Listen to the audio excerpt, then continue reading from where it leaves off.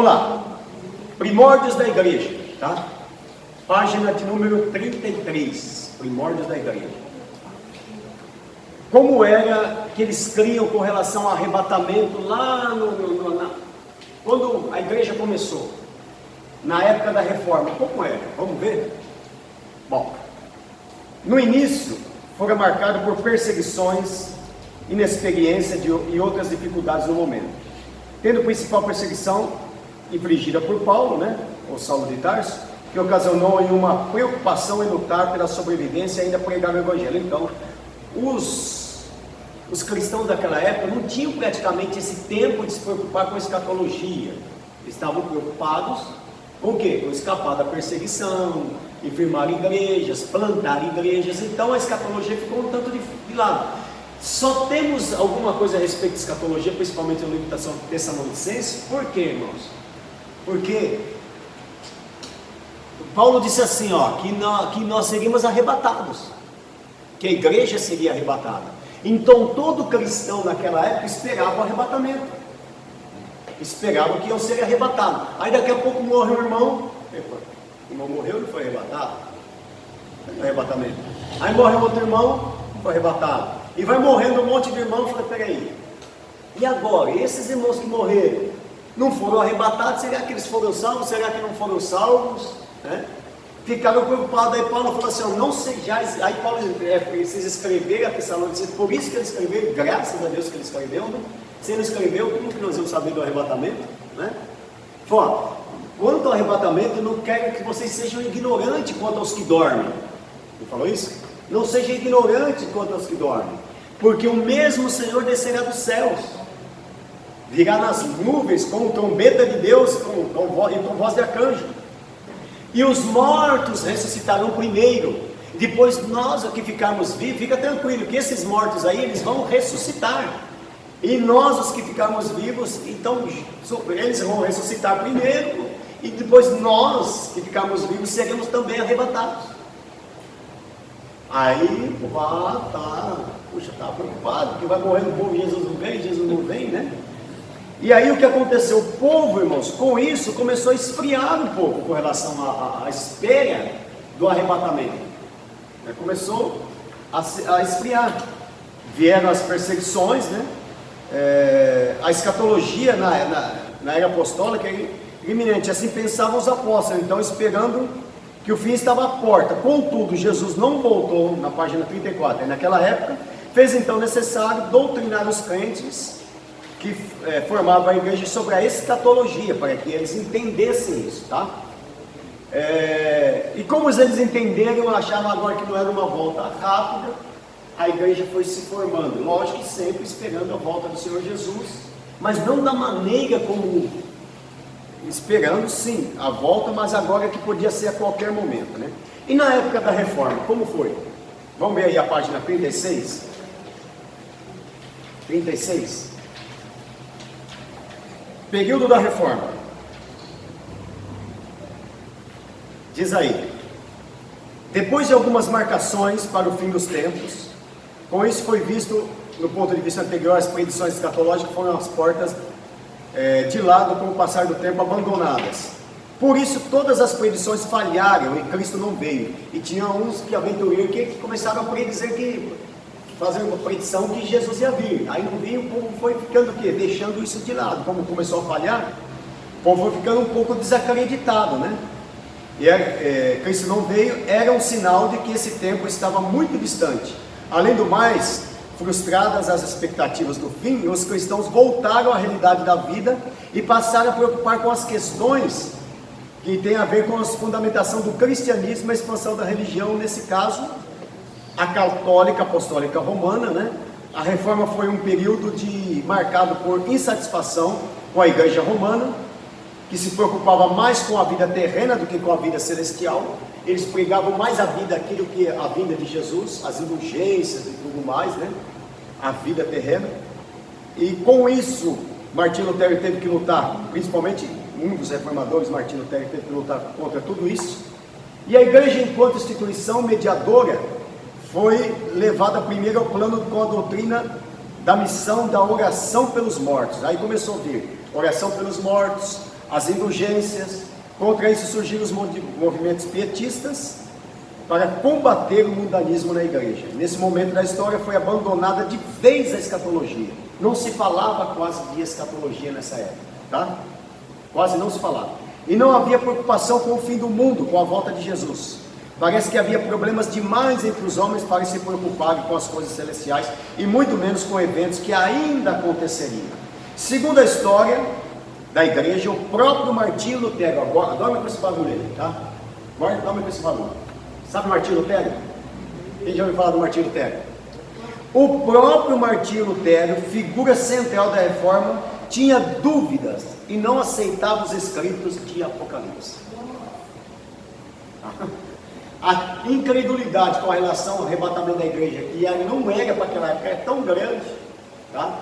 Que o próprio Martinho Lutero não acreditava muito no livro de Apocalipse. Vale a pena lembrar que há pouco ou quase nenhuma importância dada à escatologia nesse período se deve às circunstâncias vividas pela igreja, que exigia medidas para manter vivo o verdadeiro cristianismo. Não que os reformadores depois desprezassem ou não crescem nas predições escatológicas sobre a volta de Jesus, o arrebatamento da igreja e o próprio fim de todas as coisas, mas devido às circunstâncias, a sua atenção se fixou nos ensinos que tinham a ver com os problemas que estavam enfrentando na atualidade deles, dentre as quais destacamos a falta de conhecimento da palavra de Deus. Então, o pensamento deles estava mais voltado para os problemas que estavam acontecendo com a indulgência, com a igreja católica, né? Ok? E depois disso veio os movimentos da reforma, alguns movimentos, e esses movimentos que ajudaram a resgatar a escatologia, tá? E muitas outras coisas, né? Quais são esses movimentos aí na página 37? O quietismo, ok?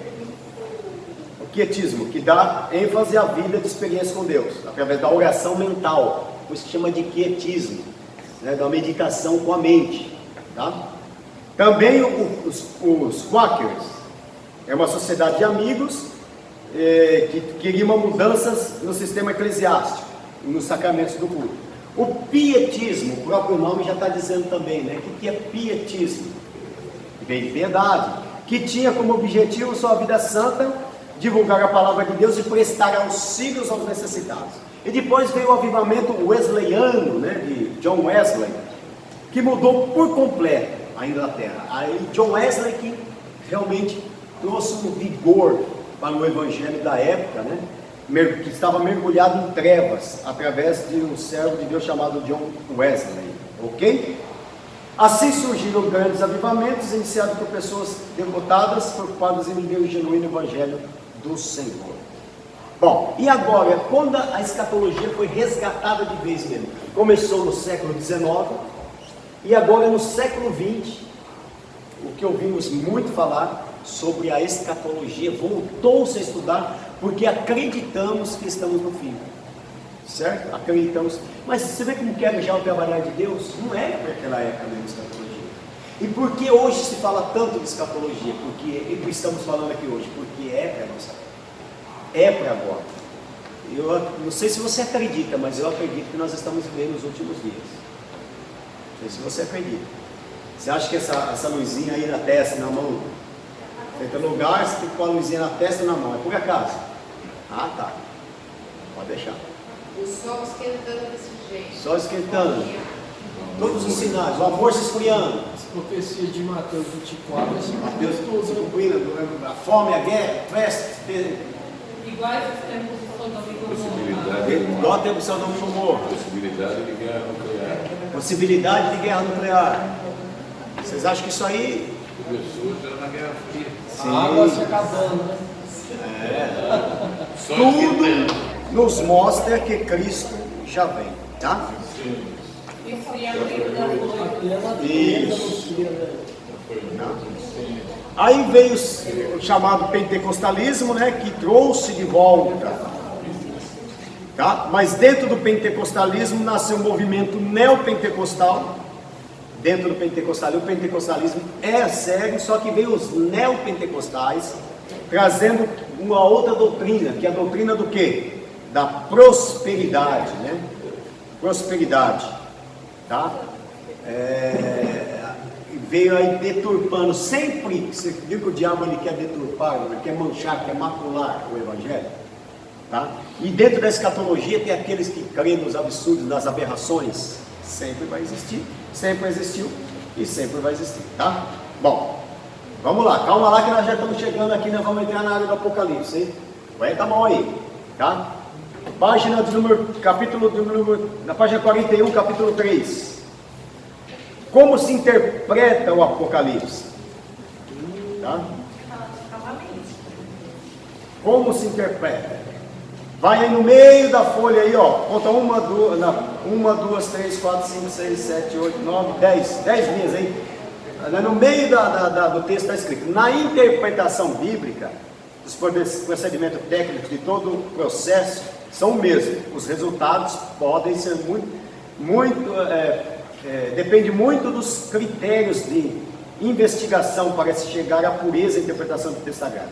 O que tem trazido grande confusão no meio dos cristãos são aplicações das escrituras sagradas desprovidas de técnicas interpretativas e confiáveis, o que torna, aí o que acontece? Se tornam tendenciosas, pois não se baseiam em premissas dogmáticas e pressupostos individuais, ou seja, o que precede é um famoso achismo. Porque, irmãos, hermenêutica é Bíblia explicando Bíblia, carregado de muito misticismo. Quando o indivíduo traz certas revelações que encontrou na Bíblia e diz que foi iluminado, não é baseado na Bíblia, ele fala que foi iluminado pelo Espírito Santo, né? E o Espírito Santo iluminou ele, quando a verdade baseia na interpretativa sua e de religiosidade pessoal, tá? Vou dar um exemplo aqui. Ellen White? Hã? Ellen White ou não? Por exemplo, né? Eles falam que ela é uma profetisa. Sim, eles leem os capítulos dela, seguem a risca, né? O caso dos mormons, né? Que acreditam em Joseph Smith. Mas, por exemplo, de interpretações, né, do Apocalipse. Houve uma época, quem era besta? Acreditavam que era o Gorbachev.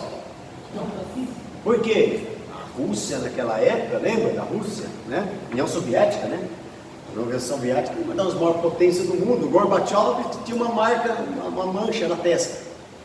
É a marca da besta. Era que tem uma marca na testa. Já começaram a achar que era o Gorbachev. Agora, esse tempo agora, estamos dizendo que era Obama, né? Barack Obama. Não? Já ouviu falar? Não, ele é o Papa. Quantos papas que passou? Esse papa é a besta, esse papa é a besta. São interpretações, irmãos, né? De simplesmente pessoal, sem base bíblica, né? Sem base bíblica. Ok? Vamos lá. Aí, quais são os métodos de interpretação? Vai na página 48 aí, ó. Você vai saber os métodos. Quais são os métodos? Alegórico, certo? O literal e anagogia, né? O que é anagógico, né? Isso. Alegoria. O que é alegoria, então? É símbolos. Vamos supor, tá? O que é uma alegoria? A mulher, o dragão que saiu para vencer, o dragão viu um animal com 7 chifres. É uma alegoria, tá? Tem um animal com 7 chifres. Tá? Aqueles 4 cabeças. Isso, o animal com 4 cabeças lá de leão, é o que? São alegorias, ok? E por que João usou muito símbolo? Você tem ideia? Por quê? Ele escreveu cartas, né? As igrejas, não escreveu? Escreveu essas cartas e mandou. Ele estava numa prisão onde ninguém conseguiu fugir. Não tinha gravura, né? Então Deus faz o quê? Dá uma linguagem para ele, um pouco que ele não entendia mesmo, não dá para entender. O que ele viu, ele escreveu. Mas um pouco era o quê? Quando um soldado lia aqui, ele falou: coitado do João, tá doido da cabeça mesmo. Manda essa carta lá, que você não tem nada a ver mesmo. Tem nem pé nem cabeça que ele está escrevendo. Tá doido, eu acho que ele fumou uns 3 baseados, tomou uns 3 pingas, então escreveu isso aí. Tá? Deixa passar. Né? É tudo uma estratégia, né? Agora, então, a primeira forma de interpretação do Apocalipse é o alegórico. Se é alegórico, aquilo está simbolizando algo. Tá? E a outra forma é o literal. Tá? Não muda, é aquilo mesmo. Por exemplo, quando fala assim, ao anjo da igreja, alegoria. O anjo da igreja simboliza quem aí? Pastor. Tá? Mas fala, a igreja não é alegórico, é literal, é uma igreja mesmo, é a igreja que estava na Odisseia. Então ali já, você vê, dentro de uma mesma frase, é o anjo da igreja. Anjo, alegórico, igreja, literal. Ok? Tá? Aí tem o sentido anagógico. Anagogia, o que é anagogia, irmãos? Pega aí na página 47, você vai ter um exemplo de anagogia. Códigos. Não sei se você acredita ou se você não acredita. Depois você deixa a sua opinião aí. O escritor colocou aqui a anagogia, tá? Vamos supor, você pega aí a página 47. Você vai ler o texto de João, ok? João 1, né? No princípio era o verbo, tá o texto normal. Do lado tem o texto anagógico. Ele pega partes do texto, certo? É texto em código arranjado no caso aí. E ele vai pegar a parte do texto, e como que ficou o texto aí? Foi a frase, ele pegou essa parte do código. O príncipe verdadeiro de Deus. Dentro desse texto, então, há um código, eles estão dizendo, tem um código. Lembra, pastor Valdeci, do código da Bíblia? Era... Os judeus estudando o Pentateuco, o código bate mais do que esse, né? Bate Aquela mais. questão do Pentateuco, da divisão, Sim. do primeiro chifre, né? Aham. Aí tem a forma anagógica de interpretação de texto, ok? Só que também há muito no meio disso aí, a gente tem que ver que é cabível. Isso pode ser cabível, certo? Desde que não seja utilizada de maneira exacerbada, né? É que tudo é código, O cara olha, eu já estou vendo um código aqui, ó. Tudo O cara já olha para ver, tem um código, tem que citar um código. Então, Não tem muito sentido, né? Pelo menos pra mim. É. Acho que não tem muito sentido. Você monta Mas ele pode mesmo? hã? tem uma lógica, as letras. Isso aqui é o seguinte, eles pegaram, a teologia pegou 3 formas de interpretar, tá? Você não é obrigado a crer nisso aqui também, Tá. Então tá? Mas são formas de interpretação que você tem que conhecer que essa existem. alegoria e essa literal.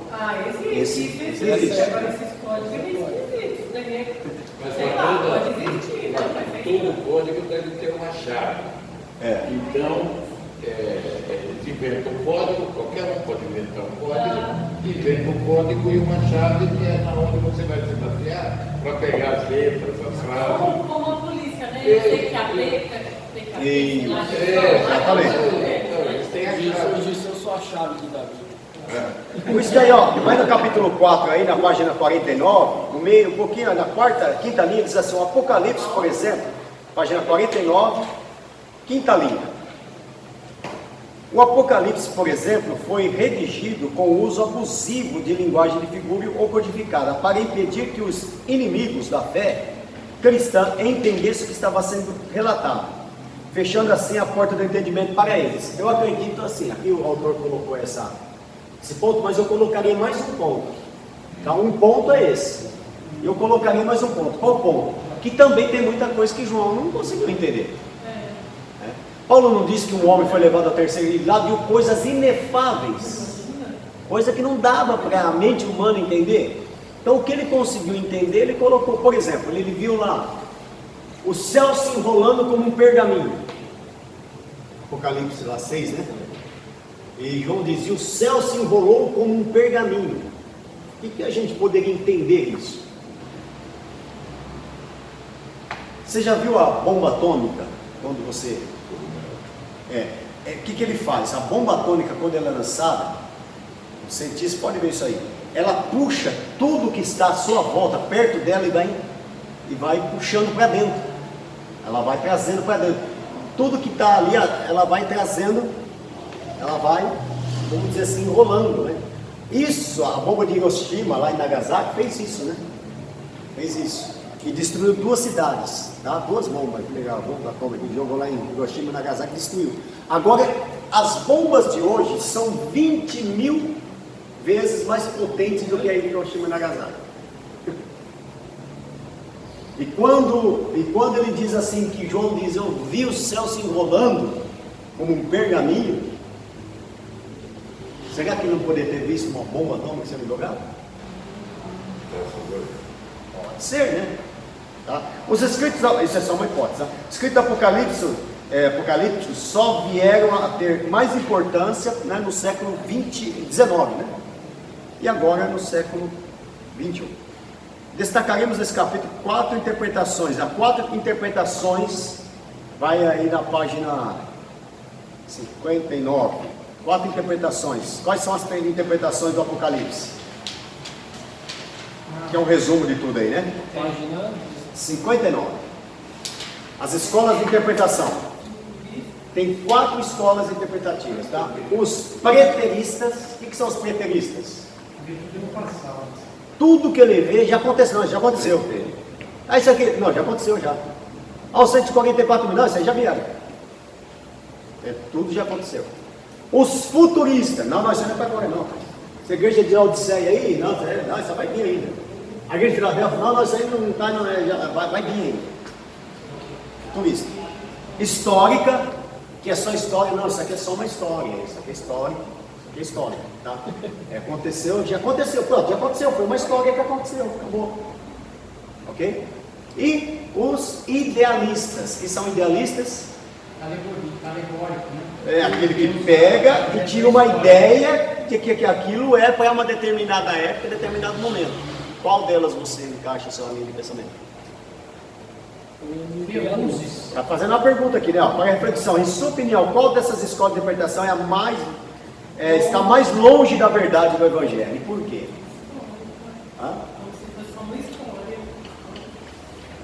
História. Vocês têm que interpretar, pegar um pouquinho de bom de cada escola. Porque tem os prós e tem os contras. Oi? Lá é histórico, Vai né? ter, Uma coisa é verdadeira. mas se você ler no livro, vai ter os prós e tem os contras. Ah, tá, é. Entendeu? Tem os prós e tem os contras. Então, assim, eu tenho que ficar um pouco acompanhado de cada um. Bom, vamos entrar agora no livro do Apocalipse. Eu acho que o preterista aí é uma furada, né? Preterista seria o... Tudo já aconteceu. Não, seria o sétimo dia, que eles avisam que tudo... Sétimo dia, Pode ser um preterista. os testemunhos de Jeová Também. né? Bom, são muito Mas a preteristas. gente se encaixa em qual? Eu acho que idealista seria o mais ideal para mim. Eu ficaria no idealista. Bom, agora então vamos entrar na revelação do Apocalipse. Começou lá em Daniel. Revelação do Apocalipse. Você sabia que isso é redundante, que eu acabei de dizer? O que quer dizer a palavra? O que quer dizer a palavra Apocalipse? Revelação. Tirar o véu, né? Tirar o véu, revelar. Aí eu vou dizer assim, ó. Bom, a palavra Apocalipse quer dizer revelação. Então vamos agora para a revelação da revelação. Né? Não tem sentido quando você vê a pessoa pondo lá na internet, né? Revelação do Apocalipse. Não tem sentido isso. Não é uma coisa sem sentido? Teologicamente é totalmente sem sentido. Mas para a gente entender o Apocalipse, vamos entender o plano divino, que todo mundo já conhece, mas vamos revisar, né? O plano divino através dos séculos, tá? Vamos dar uma revisada aqui para a gente entender um pouco, começar a entender um pouco do Apocalipse. Deus fez um plano para a humanidade, já tem um plano traçado. Até a morte de Jesus, você sabia que já foi traçado por Deus. A Bíblia fala, o cordeiro que foi morto antes da fundação do mundo. Então a gente começa vendo o que? Primeiro o que, irmãos? O Deus no eterno passado. Tá? Deus sempre existiu. Ok? Deus não foi criado. Ninguém criou Deus. Ele sempre existiu. Ele existe por si só. Sempre existiu. Ninguém criou Deus. Ela fala assim, quem criou Deus? Não, ninguém criou, ele sempre existiu. Ele sempre esteve lá. Ok? Aí eu falo assim, da onde veio Deus? Você já fez essa pergunta antes? Da onde veio Deus? O que você responderia da onde veio Deus? Se alguém perguntasse para você, da onde veio Deus? O que você responderia isso? Aí eu fico meio doido, né? Porque tudo tem uma lógica no nosso pensamento, né? Porque tudo de onde vem tem tudo explicado de onde nós nascemos, mas Deus Não tem uma palavra no Deuteronômio. Sabe como eu responderia? Se você soubesse de onde veio Deus, Deus não seria Deus. Seria um homem As como coisas nós. cobertas pertencem a Deus, e Né? as reveladas É. são. Por isso que ele é Deus. Você não tem limite. Ó, se eu pegar a vida do Júlio, eu vou saber, eu vou conseguir descobrir aonde ele nasceu, com quantos quilos ele nasceu, que lugar que ele nasceu, que hora que ele nasceu, quem fez o parto dele, se foi numa casa, se foi não consegue? Agora em Deus. É um mistério. Por isso ele é Deus. Senão ele não seria Deus. Tá? E por isso que a palavra Jeová quer dizer o autoexistente que se revela, que traz à existência o que nunca existiu. O único que tem poder para criar do nada é Deus. Nem Satanás, que tem muito poder, não tem poder para criar do nada. Ele pode fazer várias coisas, menos criar do nada. O único que tem poder de pegar o nada e criar alguma coisa é Deus. Tá? Então Deus sempre existiu. Aqui, ó, não sei quantos milhões de eternidade, Deus existiu. Tá? O que é a eternidade? A eternidade é o seguinte: se você tirar 1 milhão de anos da eternidade, sabe quanto sobra? A eternidade. Mas lá você vai lá e arranca mais 1 bilhão de anos. O que sobrou? A eternidade. É por isso que na eternidade a gente ainda não vai conhecer Deus, vai ter uma eternidade para conhecer a Deus. Não, a Bíblia fala que como Ele é, nós o não vai veremos. conhecer, né? Nós o conheceremos. A Bíblia diz que nós o conheceremos. Como Ele é. Mas será? Oh, e nós vamos ter a mente de Deus. É. Nós temos a mente de Deus. A Bíblia fala- Agora veja bem, sabe como é que você pode comparar a eternidade? Como um pássaro. Vamos comparar assim, ó. Você pega um pássaro, a pedra mais dura que existe é um diamante, né? E o pássaro, ele vai lá, daqui 100 anos ele dá uma bicada no diamante, tá? E volta. Daqui 100 anos ele vai lá dar outra bicada no diamante, até destruir o diamante. Isso é a eternidade. Tá? Bom, aí quando ele destruir, é o começo da eternidade. Bom, a Terra existia, certo? A Terra provavelmente existia, ok? Existia. Existia uma Terra. Alguns teólogos, isso aqui que eu vou dizer pode se chamar de como é quando a gente estuda algo fictício? Ficção. Quando a gente está estudando, tinha a ver com quase igual a psicologia é essa. Tá, fugiu. Tá. Vamos lá. Isso aqui, o que acontece? A Terra existia. Alguns acreditam o quê? Que quando Lúcifer foi jogado sobre a Terra, tá? Ele foi jogado na Terra, a Terra se tornou caótica. Isso é só Mas filosofia. Mas há uma base, né? Há uma No base. princípio criou Deus os céus e a terra. Bom, Ponto final. isso, e acreditam que do capítulo 1, versículo 1 de Gênesis, para o capítulo 1, versículo 2 de Gênesis, acredita que tem um espaço de tempo muito grande. Tá? E por que acreditam? Dinossauro. Você sabe que um anjo já esteve na Terra, né? Um arcanjo também. Mas você já ouviu falar de um querubim? Ou de um serafim? Não. Dizem, acredita-se que a Terra não suporta um querubim. Que a Terra não suporta um serafim. Então, quando Lúcifer, que era o que ele era? Um querubim, foi lançado na Terra, a Terra se tornou caótica. Acredita-se, tá? Que a Terra se tornou caótica. Aí Deus faz o quê? Vai acontecer o que? A restauração da Terra. Haja luz, haja firmamento, e Deus restaura a Terra. Certo? E aí vem as 7 dispensações.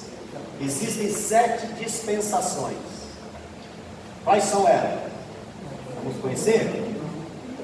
Gente, que ajuda a dispensação, reconhece ou você se diz? Você conhece, né? Se não for, tá tudo Professor. na dúvida, então fica com essa. Professor, Mas se eu querendo ler com essa, é com essa. Aí eu agora tô com dó, vamos como você se viu aqui. coloquei Vai com essa, tá mais fácil com essa. Eu coloquei com você. Vamos lá, 7 dispensações, ok? Qual a primeira dispensação que vem então? A época da inocência. O ser humano estava dentro do jardim, ele vivia a inocência. Mas aí o homem cai, ele caiu. Aí vem o que depois? A consciência. Opa, agora eu sei o que é pecado. Depois da terceira dispensação, qual que é a terceira dispensação? O governo humano. Aí o homem começa a fazer uma torre, querer chegar até o céu, já tem líder, já tem governo, já tem povos, tá? Governo humano. Aí vem o que? O governo patriarcal, por Moisés, por Jó, Abraão, Isaac, Jacó, ok? Governo patriarcal. E aí vem as revelações de Daniel, que vai culminar com o Apocalipse, né? Tá, depois do governo patriarcal, Jesus desce a esse mundo, morre na cruz do Calvário por nós. Aqui se encerra a lei, certo? Daqui para trás a lei, daqui para frente o quê? A quinta dispensação, que é a graça. Depois que terminar a porta da graça se fechar, vem a sexta dispensação. Qual é? A grande tribulação. Quanto tempo vai durar a grande tribulação? 7 anos. É as 7 semanas de Daniel. Ainda vamos pegar essas partes aí, Daniel com Apocalipse. As 7 semanas de Daniel são os 7 anos da grande tribulação. E quando fala assim, um tempo, 2 tempos e a metade de um tempo, está se referindo o quê? E ele reinou por um tempo, 2 tempos e metade de um tempo. Um tempo, 1 ano. 2 tempos, 2 anos. E metade de um tempo, 3 anos e meio. Tá? A grande tribulação ela é dividida em 2 partes. 3 anos e meio, com mais 3 anos e meio. 3,6.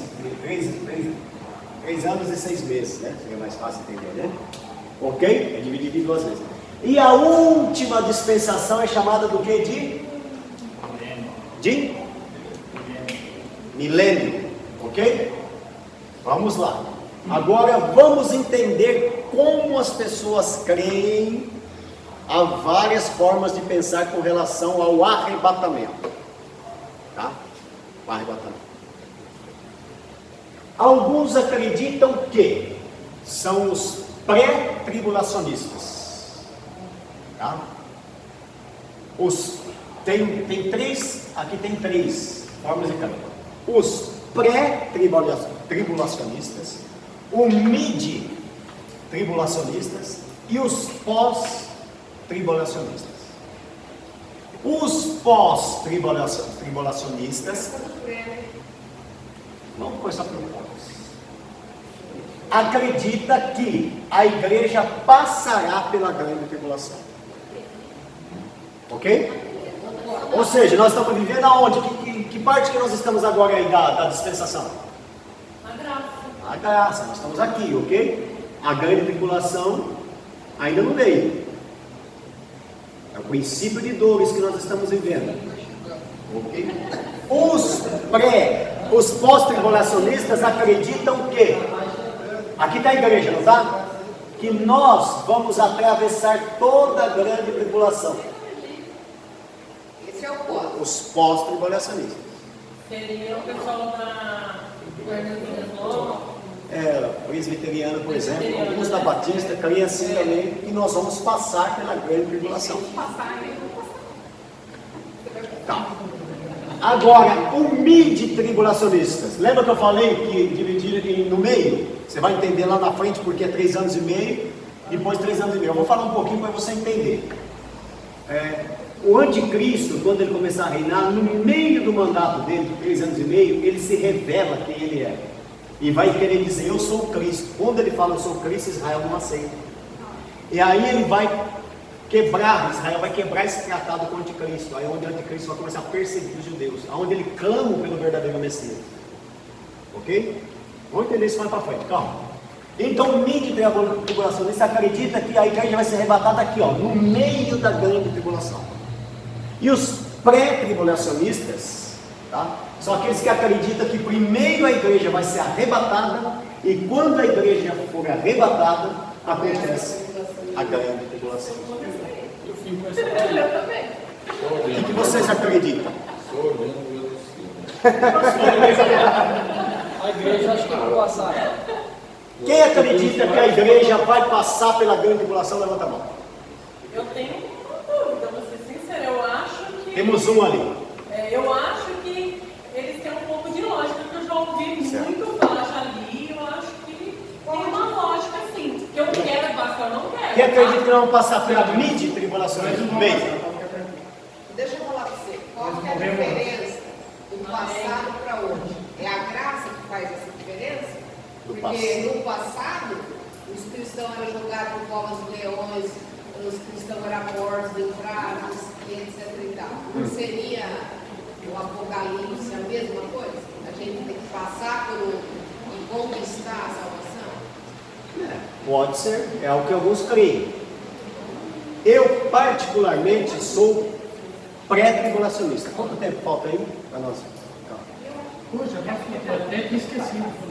Então vamos fazer o seguinte: na volta, eu vou dizer porque eu creio, porque eu sou o que eu sou, tá? Não, mas quando fala que as pessoas vão negar Jesus, vai comprar, isso aí seria um pedaço da tribulação, então. Eu também. Eu vou a linha de raciocínio depois, aí vocês vai tirar a ideia de vocês, ok? Dá para fazer Pode um ser? break enquanto ele memoriza isso aí. Vamos fazer um break. Já volta já, que agora é começar a esquecer.